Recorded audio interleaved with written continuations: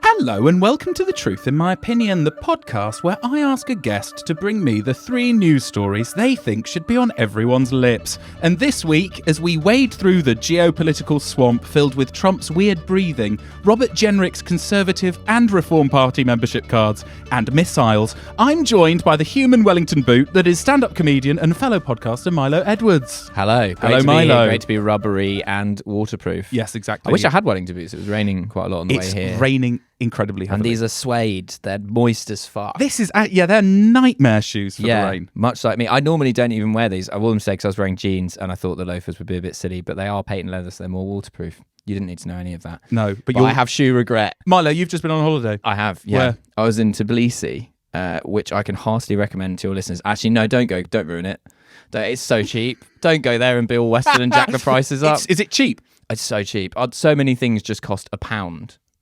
It's just as a rule. Yeah, just the whole country is like Poundland. It's like you go, a beer, it's £1. Oh, a taxi, £1. Like but also they have one of those currencies where like there's a lot of them to the pound and in like a really odd number way. So whenever you look at how much something is in the local currency, you're like, I have no idea how much that is, but it's always £1. It's always £1. Because also everyone there thought I was Russian. Ah, It's like, because I don't look. Georgians have like a really specific look because I think they're incredibly non-ethnically diverse. Like they've lived in this one mountain valley for thousands of years, and so like there's so little diversity in how they look. Like they're a type of, and so they can immediately tell you're not Georgian. So you look incredibly exotic. And because I look really white, they're like, well, you're Russian, obviously, because that's the other type of person that they're familiar with. Tbilisi, gotcha. And so people would speak to me in Russian, and I'd be like, well, I can speak Russian, but I would like it on record that I'm not Russian. Well, I want to talk about your Russian connection because you taught yourself Russian. I did, yes. Why did you teach yourself Russian? Great question. One I ask myself every single day. One of my best mates from uni is a Russian guy, and I went to Russia a couple of times with him, and I taught myself a bit of Russian before the first time I went, because I was like, he will get drunk and abandon me, and I will have to fend for myself, and that did happen so many times. And the Russian did rescue me, and I kind of, over a couple of times of going, I got the Russian good enough that I was like, I reckon if I went there for a year, I could speak this fluently. And that proved to be true, but I stayed for 3 years because I got a job on Russian television. Yes. So you were a stand-up comedian and TV entertainer in Russia. Yeah. How did that come about? So I was doing stand-up. So I'd always been doing stand-up since long before Russia, and then I was doing stand-up in an expat bar just to keep doing it in English. And some TV producers who did not speak English came to the show and were like, they're like a cut off jib. And then after the show, they come up to me and speak to me in Russian. They're like, do you speak Russian? And I'm like, we're speaking Russian right now, aren't we? And they're like, oh my God. Wow. And then, the rest is history. So that's a different podcast. Were you rival podcast of us. Zing. Were you performing to a Russian crowd or an English crowd?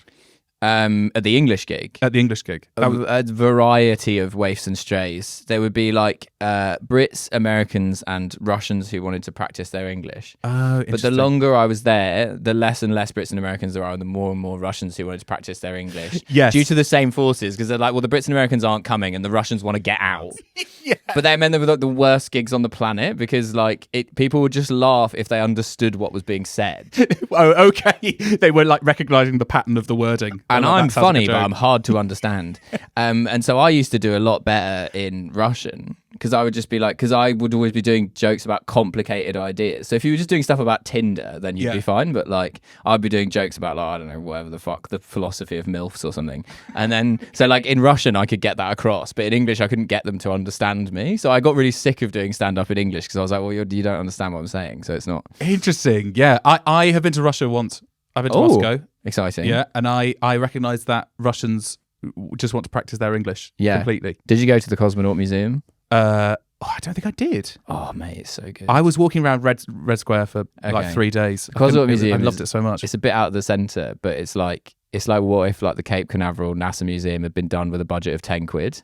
Oh, I think I have been there. Is that in the area where there's next to it is like loads of Soviet monuments. Yeah. I have been there. Yeah, it's the old like exhibition. They built like a permanent outdoor exhibition center, and the Cosmonaut Museum is there. It's by the Ostankina tower. Like they have like a sort of Russian-looking BT tower that's there. Yes, it's a crazy place. I enjoyed it there. So much papier-mâché for a space museum, and more taxidermy than you would expect also for a space museum.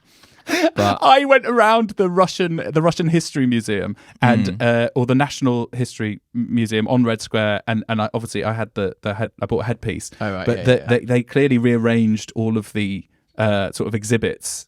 Great. Since recording the headpiece, so I was like staring at a sort of Neolithic sort of skeleton, and it would be talking about sort of 19th century Russian politics, being like, you're looking at the this dress is Pushkin. yeah, exactly. You're looking at the revolutionary leader Lenin.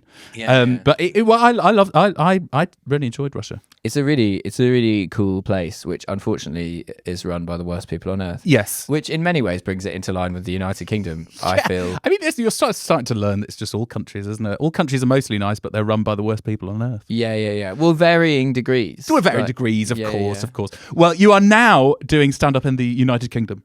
Yes, you've come back. I am, and you have a tour. I'm all over it. I do have a tour. I'm on. I have dates in the UK all the time, but I'm in Bristol at the end of Jan. Bristol. I'm in Leicester in February. Yeah. Where else am I doing in the UK? Oh, I've got a show in London in February as well, where I do like a rip-off of. This would be great for your audience. I do like a rip-off of Question Time. Excellent. Where we ask the audience really stupid questions. But I have comedians pretending to be politicians who are like dealing with the answers as though they're incredibly serious. Fantastic. It's quite fun. That's in Feb. And then I'm in Ireland in February. I'm doing all the major cities in Ireland. Amazing. And I'm in Europe this month. Gosh, you're everywhere. Luxembourg, Paris, Brussels, Good Rotterdam, God. Amsterdam. And I'm in Australia in April. So okay. If you're in any of those places. And what's your Instagram handle? I'm at Milo_Edwards. There you go. Okay, yeah. So you can follow Milo and you can get the latest info. You can get all of the info. It sounds like it's going to be impossible to miss you. Yeah. You are everywhere. So, Milo, the question I ask everyone before we get into the meat of the podcast is, are you a newsy person? Unfortunately, yes. I'm bound to the news. I'm shackled to it by fate. You know, I see. Like the news and I, we cannot exist without each other. It happens. Would you say it happens to you, or you happen to the news? I think or both. I think the news happens to me. Yeah, but sometimes I happen to the news. Sometimes I was in the Daily Mail Australia today. You were. Yeah. For a good reason or a bad reason? I sort of went viral on the Australian internet because I reposted an old TikTok I did about how they were always playing like forgotten bangers in Australian petrol stations and supermarkets. And the Daily Mail Australia were like, this is fucking news. Oh, it's fucking happened again. Australia's been fucking mentioned. Better put that in the paper. Crikey. Well, Milo, this brings us to your first headline. This is your news hour, and you have brought 3 stories you think everyone should be talking about. So if you could please read us your first headline. Trump still wants to take Greenland. This is incredibly topical. This is possibly one of the most topical headlines we've ever done. This feels like we're the actual news today. When you come to me, you're bringing out the big guns. Exactly. So tell me, why have you brought the Greenland story? Because I think it's such a great exemplar of just how mad everything is. Yeah, I really think we're in sort of frog in boiling water territory where because I'm old enough to remember the first time Trump was president and what that was like 2015, right? Like I was a professional stand-up comedian at this point. I was talking about the US election in like 2016, and I remember like everyone was like, well, obviously that man isn't going to win. Yeah, like it's not possible. Look at him, he's ridiculous, and now he's still ridiculous. But it's like if Ronald McDonald was Hitler. It's like a very confusing time, and I think the fact that he wants to invade Greenland, it's like something from a fever dream. Yes. It doesn't feel real. It's like Trump's invading Greenland, and I've just had a dream where like Fiona Bruce is driving me around in a Formula One car. It's that sort of thing. It's like, what? How do you make sense of that? Yeah, you're trying to find the deeper meaning. So the most recent information we have right now is there was a big meeting yesterday. I don't know if you followed. One of the biggest meetings we've ever had. A great meeting, incredible, a beautiful meeting. So the Danish foreign minister, the Greenlandic foreign minister, met with Vice President J.D. Vance and Marco Rubio. And while they God, were fucking hell, what a meeting of the minds. they were bringing they're bringing out the big guns. And during the meeting, Trump was posting on social media, or the White House was posting on social media, something that is deemed to have been taken from sort of white supremacy, which is a picture of two sleds, one going on Greenland, one going towards America. Oh yes, I saw this. And one meme, going towards yes. China and Russia. And it says, do you remember what it said? It said something like, which way? Yeah, which way, Greenland man? Yeah, and apparently because that's been a meme for a long time. That like which way Western man, but I had no idea what the origin of it was. So I didn't either. But apparently, which way Western man is a white supremacist thing. You know, a bit like kind of what was it? Pierre the Frog.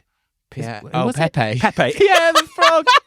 I don't know. I can't keep up with all. Pierre. I can't keep up with all of these white supremacist revamps. That was the French Muppets. Yeah. I'm Pierre the Frog. So anyway, this meeting went terribly. Okay. And now the latest it was never going to go well. It was never going to go well. And I think they were worried it was going to be another Zelensky. Actually, I was reading before the meeting took place, they were worried they were going to be humiliated and that it was a sort of an ambush. Right. But anyway, now the Danish have gone back, the Greenlandic people have gone back, and now they're sending more soldiers there as we speak. Yeah. So like I say, this is hot off the press. Did you hear this? We've sent one guy. One British guy. Yeah, we've sent one British army officer. He is in the army. He's not just one. Yeah, no, just one guy. We've sent Peter Andre. Jeff Brazier is en route to Greenland as we speak to represent British interests. We just need to Brian Harvey from East 17 has been sent directly to Greenland, and he's not been given any potatoes, so we think he'll be fine. We sent one guy, and then I saw like a Twitter dad like smugly quote tweeted it and said boot on the ground, and I'm like, that's still boots. It's still, unless he's got one leg, and even then he's still probably got the artificial leg in some kind of footwear. Yes, it's true. That is still boots. You're right. Yeah, it is still. So unfortunately, mate, your joke just doesn't work. Did it get many likes? Did it get a good response? Yeah, it was like really viral. But I was like, this is how thick people are. That they don't know how many legs that a man has. I quite like it. Can't even say how many legs a man has these days because of woke. I'm all right. So do you know anything about this guy? What's he there for? Is he a soldier, or is he like, because the Brits often do this, don't they? They send like advisory people. I presume that he is a senior military officer who will be coordinating some kind of European response. Yeah, they always do that, the Brits, don't they? They're always coordinating. Yeah, well, because we haven't got any blokes left. They've sent the whole British army to one Greenland. bloke is like half the army. Yeah, it's true. Yeah. In a way, it shows how seriously we're taking this. Exactly, yeah. We've only got the other blokes on the Falklands. If anyone attacks Dover directly, we're fucked. We're going to be sending Dad's army down there. Is this story, I mean, it's quite scary in the sense that, like you say, it sounds like a fever dream, but does it show that we've kind of passed you mentioned, like frog in boiling water. Anyone who's unfamiliar, if you put a frog in boiling water, it jumps out. I'm Pierre the Frog. If you put Pierre the Frog in boiling water, he'll jump out. If you put him if you put him in cold water and pop him in and then boil it, he will die. Quite a familiar thing. Do you think we are boiling alive right now? We don't even realise it. Is this what Greenland is? Yeah, maybe. Well, I mean, Greenland is melting, so I guess in a way, melting, because actually, the last thing we need is boiling water on Greenland. Yeah, no, that's definitely not good. Well, I think that I think the Americans are boiling alive. Yeah. Whether or not we boil alive, I think is sort of up to us. Because actually I have been surprised that Britain is participating in this kind of like military Greenland response, even to the point of one guy, because normally we're such pussies that we will not object to anything America does, no matter how nakedly evil it is. And even when other people who are also our allies object to it, we go, oh, well, we can't possibly say if what the Americans have done is wrong. Maybe it's good that they've made Ronald McDonald Hitler. We can't say if that's right or wrong. Is that Michael Caine? Yeah, that's right. We can't say if it's wrong for Ronald McDonald to be Hitler, okay? Maybe that was what Ronald McDonald had in mind when he imagined the Hamburglar is sort of like Goebbels, Master Wayne. Yeah, so anyway, I think America has already passed the point of being America anymore. Yeah. I think it's like people are, because there are smug people on the left who are like, I'm on the left, so there's no one that annoys me more regularly than other people on the left. Of course. There are people who are like, you say America's bad now? Actually, mate, it's always been bad. Yeah. And then they tell you about something that happened in 1952. And I'm like, I'm not saying it was good before. Yeah. I'm saying this is noticeably worse and different in a new way, which is not an exculpation of everything America has done up to this point, which I agree is also in many cases a bit fishy. But like, America held this role in the world where it was like, it was sort of like an honest broker of like, it was the global reserve currency. It was sort of the leader of the world economy. You could go there and not be arrested by the Gestapo for like things that you've tweeted about their president, like basic stuff. It's not saying it's the best country in the world, but it like you could expect a sort of bare minimum of functioning Western country out of it, and it no longer does that. I think that's gone. And I sort of think them invading Greenland would be quite funny because with typical American ignorance, they don't understand that Scandinavians are mental, right?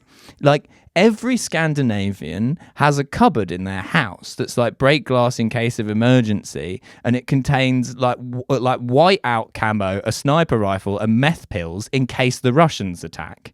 And they're more than willing to turn that on the Yanks. Like the idea of the Americans engaging in an Arctic war in Greenland against like the Danes, and the Finns and the Swedes will pile in as well at the very least, against guys who like live for this shit. They live for like hiding in a snowdrift and shooting guys who have already got frostbite. It would be funny. Like it would be like cold Vietnam.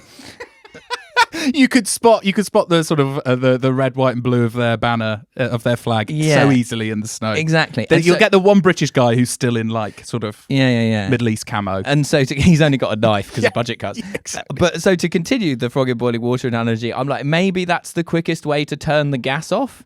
Maybe that's kind of turning off the gas at the mains is America invading Greenland and it hastening a kind of collapse or color revolution like in America, because people are like, well, this is mental. I'm not going to die in Greenland. Yeah. Well, it's kind of mad because Trump is like, because obviously the ramifications of America invading Greenland are that Greenland is part of NATO through Denmark. It would be the end of NATO. And Trump, the main things he's been saying is like, well, in order to protect NATO, it needs to be in American hands. Like, that's good for NATO.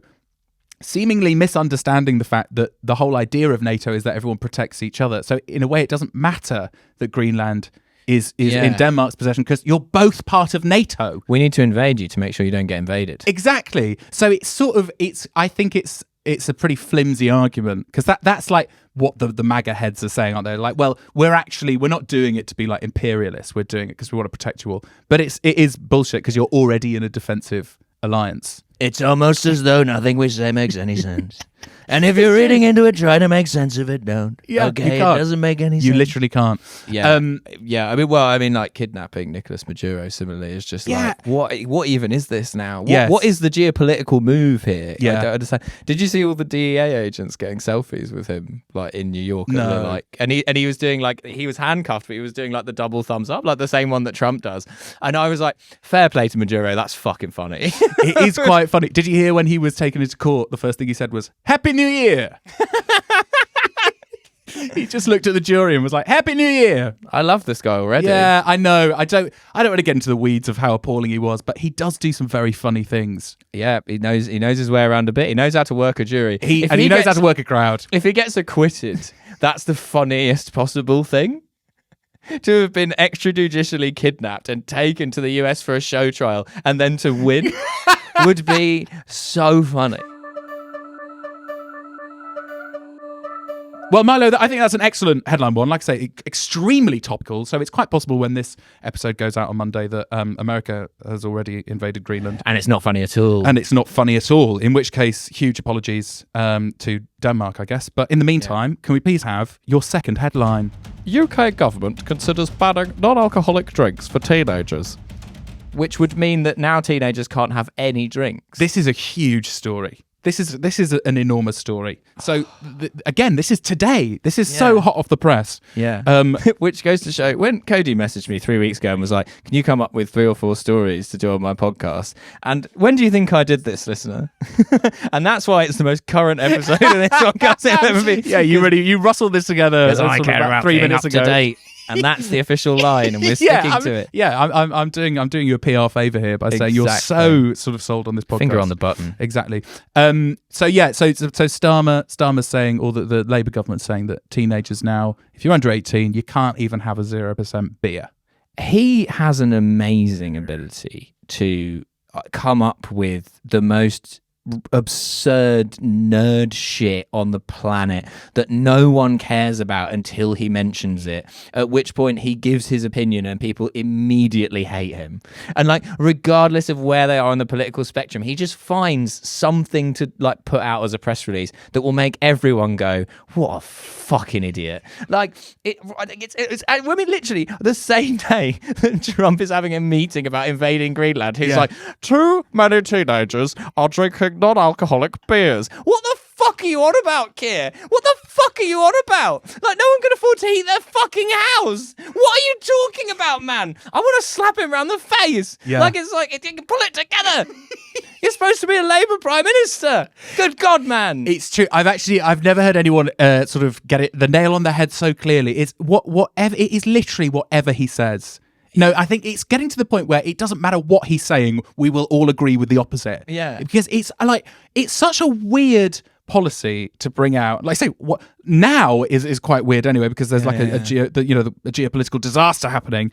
But also, like, it's quite hard to find the reasoning behind a policy like this, because there is no alcohol in the beer. So I think that what the government's saying is that what they're trying to say is that 0% alcohol is a gateway drug to actual alcohol. It's the thin end of the wedge. Yes. Because then it will become 0.00001% exactly. alcohol, and then that's how you get into it. Yeah, exactly. Which is ridiculous, because also, like, I don't think nobody likes beer when they first drink beer. What 16-year-old isn't just already drinking real alcohol? Any 16-year-old who's having a 0% beer is Will from the In-Betweeners. Like, they are the last people on earth who are going to develop a drinking problem. They're going like, "Nope, just a legal one for me, please." Like, they're future Keir Starmers. That's who he's attacking with this policy. It's true. And he really needs them right now. The future Keir Starmers, he needs to get on side. You're right. Those teenagers. What teenager is going up to a pub and ordering a 0% lager? None. They're ordering a normal lager. What is this trying to solve? Because there's also, this is part of the pubs are fucking furious with Starmer as well. Pubs are furious with him because they've got rid of pubs, farmers. Everyone in pubs and around pubs and involved in any pubs are furious with Starmer, and then also anyone in or around any other thing in the country is also furious with Starmer. Teenagers, old people, can't stand any group. Any group, because he probably has a policy to piss off all of them at the same time. But basically, he's put this as part of his other policy, which is getting rid of business rates, raising business rates on pubs. So pubs are already struggling because they can't afford to pay their rates anymore because they've got rid of some COVID relief. And now, at the point where I think the Chancellor's talking about doing U-turns on this business relief anyway, because they're so furious with the government. Now he's saying they're not allowed to sell non-alcoholic beer to teenagers. So he's literally, at the same time as U-turning on a pub thing that would actually sort of improve things, he's then just brought out another policy that's completely reversed what he's just done. You can no longer have a non-alcoholic beer in a pub, but that is a waste of money. You can invest that money in opening a business, and now you'll have to pay no business rates. We want a country of young entrepreneurs, not of young non-alcoholic beer drinkers. It's crazy. It's crazy. My favourite detail in the story was Nigel Farage. He said that this new policy of banning non-alcoholic drinks, because it's also connected to the government bringing down the amount of alcohol you're allowed in your system before you're allowed to drive. So they've brought it down to 50 milligrams, which what Nigel was it Farage, before? I imagine it's probably like 100. But at 50 milligrams, maybe like half a pint now, I think. But Nigel Farage said that this represented a death knell for rural pubs. He's probably right. I mean, but to be honest, everyone in rural England was over the limit before. Exactly. That's that's basically what Farage is saying, isn't it? It's like, it's the death knell for rural pubs because everyone in rural areas drinks and drives. Yeah. And like, what are you going to hit? A cow? I don't know.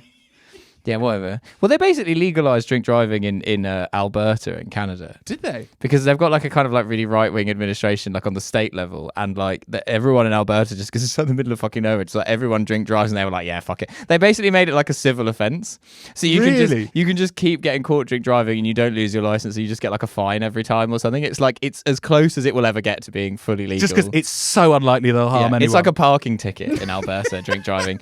Yeah, I mean, I look at this stuff and I'm just like, who is this for? I think they should ban non-alcoholic beer for like people in their early 30s in London, because I'm fucking sick of it. Like, I'm just like, you go out and then like some smug prick that you're mates with is, oh, I'm actually on a dry January, mate. And then like, oh yeah, a couple of Lucky Soaps, please. And it's like, what are you doing? That's the same price as alcohol. Yeah. This is mad. There's nothing more disheartening than seeing your friend order a 0% beer. Oh, I'd respect it more if they had a Coke. Like, Yeah. what? Like, you know, just why are you ripping yourself off for this? I can't see any positives to this story. I can't see any positives. No more fun memories for teenagers. Pubs are going to fucking hate it. And also, like, it's not going to stop anyone drinking, is it?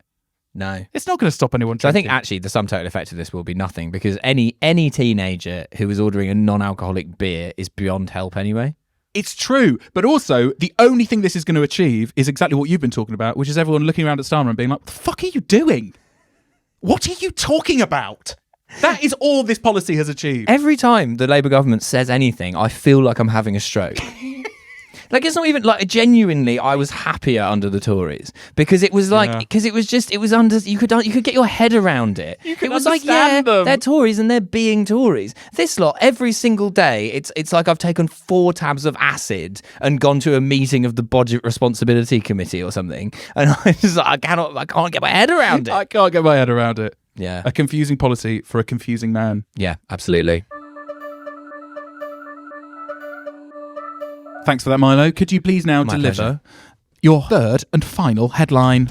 UKIP unveil new logo. That was my best Farage. That was very good. Do you want to tell us what's going on? It's here? a bit of a sight gag, this one. It is. It is. Okay.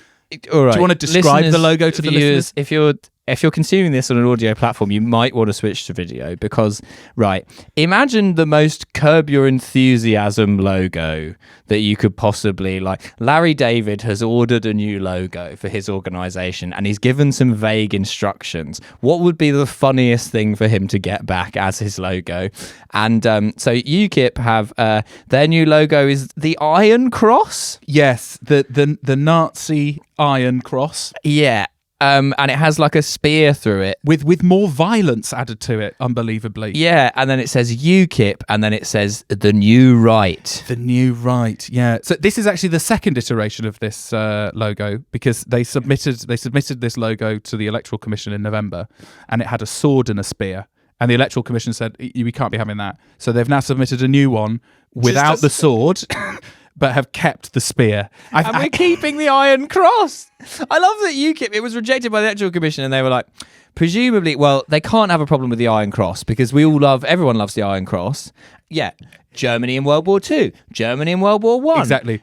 2 great tastes that taste great together. They have a problem with the fact we have 2 weapons and the Iron Cross. Yeah, that's exactly. the conclusion they brought. No, that's from right. it. Yeah, swords are a bit French, so let's get rid of those. I was in awe of this, so because I think I am aware that basically UKIP, without the ballast of Farage, have gone actually more mental. They really have. There were sort of 2 ways they could have gone, but where they've gone is like they've gone really far right, like where they make reform actually look fine. Yeah.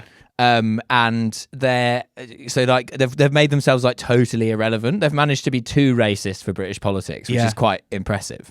Like normally that's quite a high bar, but they've managed to clear it. It's to the point where like they've literally, like every time I check in on them, they're doing like a new like comedy bit. Like I think they're trying to prevent satire of them.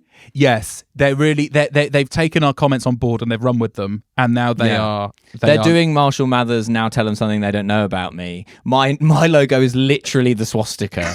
now try and call me a Nazi. Now you see, they say, Okay. I'm not taking the side of UKIP here, but UKIP say it's a cross pate, And a cross pate is the cross of the Crusaders. Across. Oh, good. Yeah, so that's also it's famously good guys. Yeah, it's sort of centrist. Yes, Crusades, exactly. Really. They're a bit left for UKIP now. We don't hate Muslims. This is a Crusader logo. Crusader logo.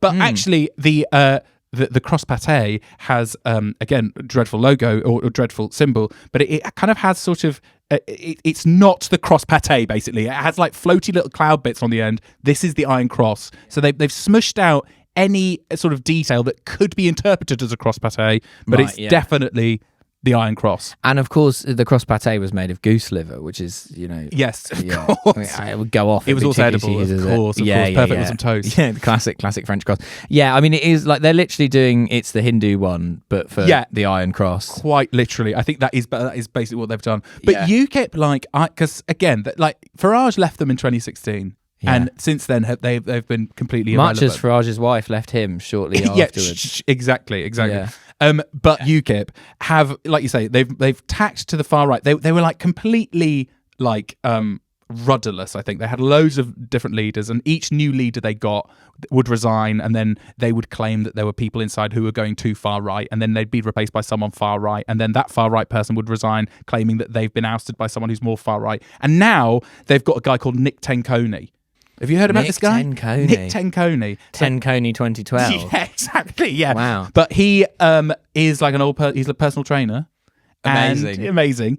And he, I think, has been the leader since 2025. So he's a new leader. Yeah. And like you say, I think he's had an involvement in creating this new logo, which he says it's not Nazi in any way.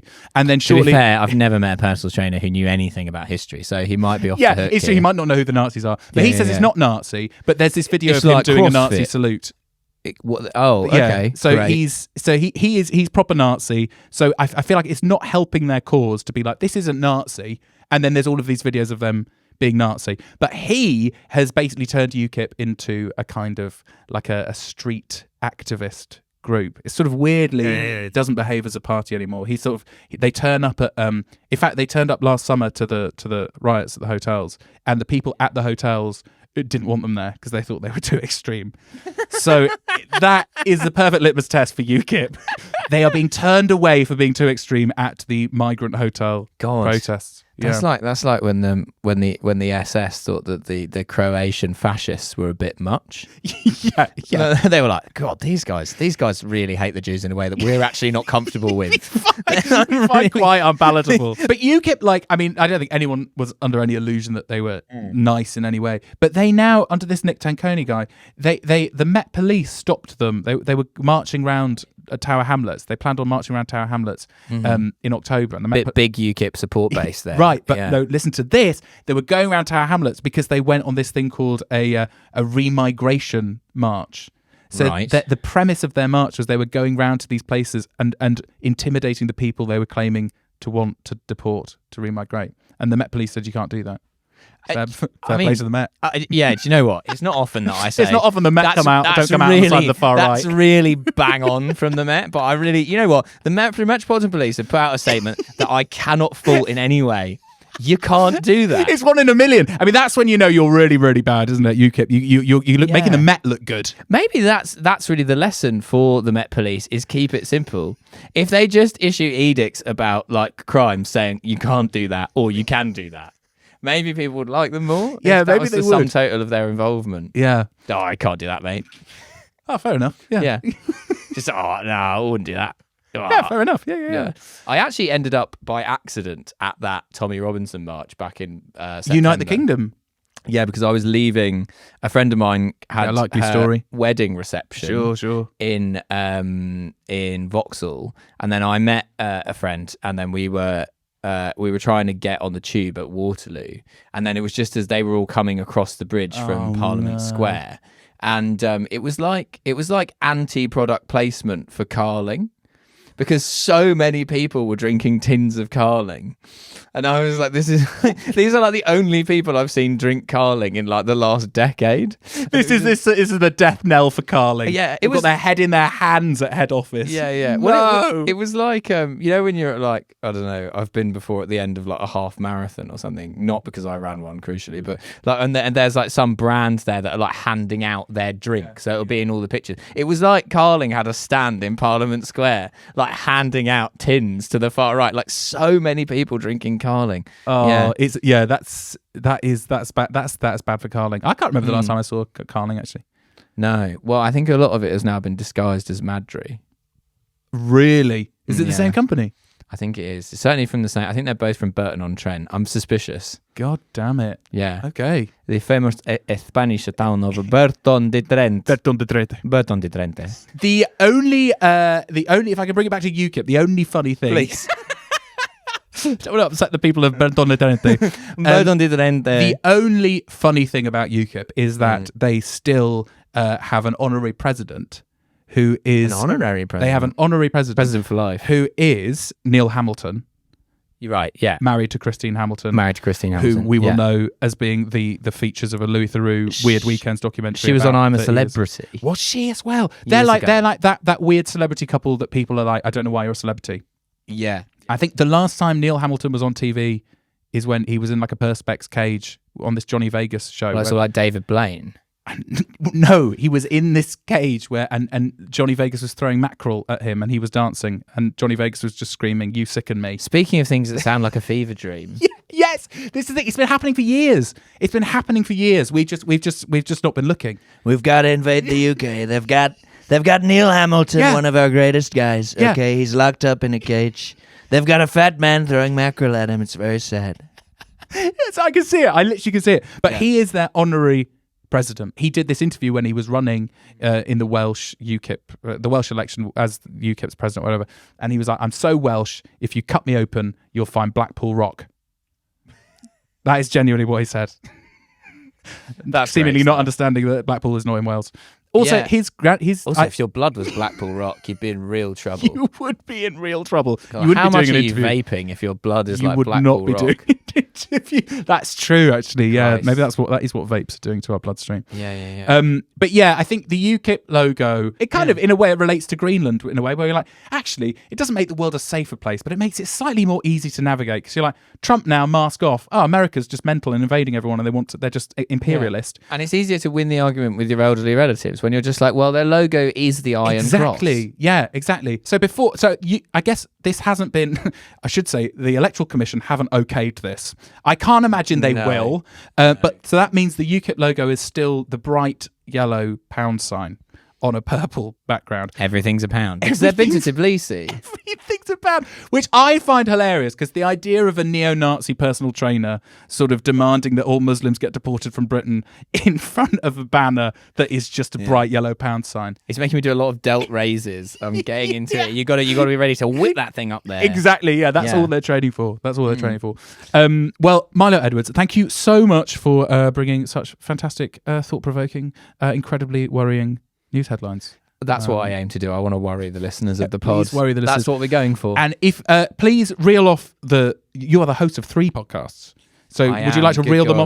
off so our listeners can get more Milo? Okay, and I will give a tagline. Yes, for them. please. So, Glue Factory is either the dumbest smart podcast or the smartest dumb podcast on the internet, depending on. It's pure comedy. It's not about anything. Don't ask me what it's about.